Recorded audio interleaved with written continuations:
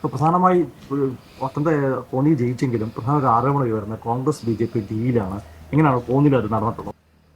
അല്ല, കോന്നിയിൽ ഞങ്ങൾക്ക് തുടക്കത്തിൽ തന്നെ അറിയാമായിരുന്നു ആ ഡീൽ. കാരണം UDF കൺവീനർക്ക് കോന്നിയിൽ മത്സരിക്കണമെങ്കിൽ അദ്ദേഹം അറിയാം, നേരായ വഴിയിൽ വന്നാൽ കോന്നിയിൽ ജയിക്കാൻ പാടാണ്. അതിനുവേണ്ടി BJP വോട്ടും അദ്ദേഹത്തിന് ആവശ്യമാണ്. അതിനു വേണ്ടിയിട്ടുള്ള ഒരു ഡീൽ അദ്ദേഹത്തിൻ്റെ നേതൃത്വത്തിലാണ് ആദ്യഘട്ടങ്ങളിൽ അത് നടന്നിട്ടുള്ളത്. അങ്ങനെയാണ് കഴിഞ്ഞ പാർലമെൻറ്റ് തിരഞ്ഞെടുപ്പിൽ 34,000 വോട്ട് BJP പിടിച്ച സ്ഥലത്ത് കഴിഞ്ഞ 2 തവണ BJPയുടെ സംസ്ഥാന പ്രസിഡന്റ് സുരേന്ദ്രൻ മത്സരിച്ച മണ്ഡലത്തിൽ അവസാനം മത്സരിക്കുമ്പോഴും 32,000 വോട്ട് പിടിച്ച സ്ഥലത്ത് കഴിഞ്ഞ 19 പാർലമെൻറ്റ് തിരഞ്ഞെടുപ്പിൽ 46,000 വോട്ട് BJP പിടിച്ച സ്ഥലത്ത് BDJSന് വേണ്ടി കൊടുക്കുന്നത്. അത് BDJSന് വേണ്ടി കൊടുത്തിട്ട് BDJSന് തന്നെ സംസ്ഥാന വൈസ് പ്രസിഡൻ്റായിട്ടുള്ള പത്മകുമാർ ആ മണ്ഡലംകാരനാണ്. പത്മകുമാറിന് മത്സരിക്കാതെ തന്നെ ദുർബലനായ ഒരു BDJ സ്ഥാനാർത്ഥിയെ കൊടുക്കുന്നു. ബൂത്ത് തലത്തിൽ പ്രവർത്തനം ഒന്നിച്ചായിരുന്നു.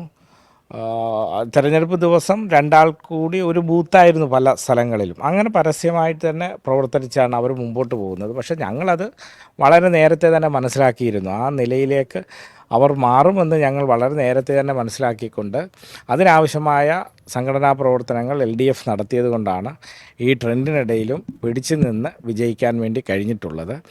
ഈ രഹസ്യ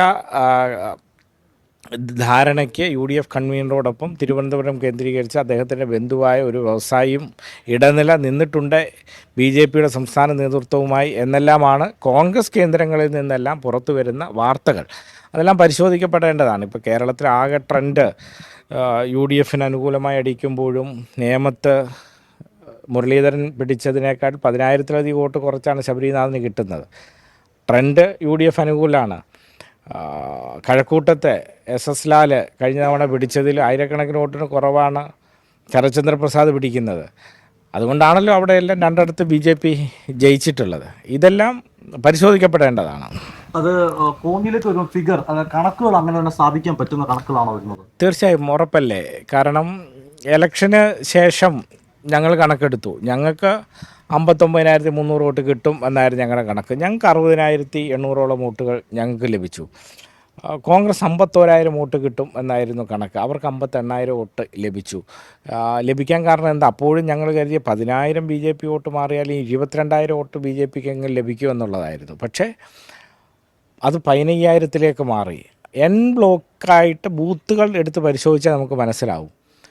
ബ്ലോക്കായിട്ട് BJP വോട്ടുകൾ കോൺഗ്രസ്സിലേക്ക് പോകുന്ന സ്ഥിതിയാണ് ഉണ്ടായിരുന്നത്. അതിനെല്ലാം അതിജീവിച്ചുകൊണ്ടാണ് കോന്നിയിൽ ഇടതുപക്ഷ ജനാധിപത്യ മുന്നണി വിജയിച്ചത്.